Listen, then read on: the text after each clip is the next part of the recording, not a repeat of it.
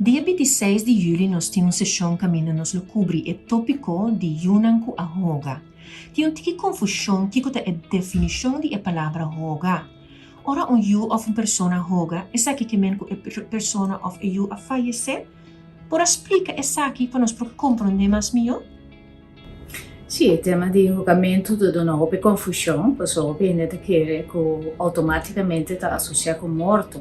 Pero eigenlijk julgamento significa qualquer circunstancia que minda bota bom de un ambiente líquido, manera agua, que minda botin falta de oxígeno. Então, em caso aí, tem diferente outcome. Mesmo escolhendo por morrer ou falecer, também é possível que a pessoa está sendo salva do que não está sacar no tempo de água. E o resultado porta que não tem dano e a pessoa está queda bom.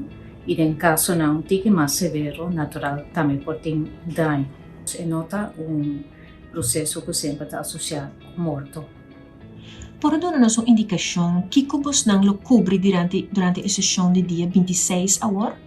Sim, dia 26 nós vamos um pouco mais deeper a definição aqui.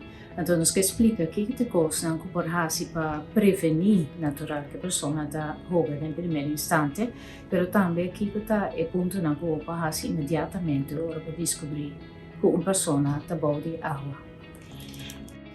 Nós estamos conectados já março 26 de julho, 6 horas no Facebook de Curaçao Medical Center. Para mais informação, conta trata you com a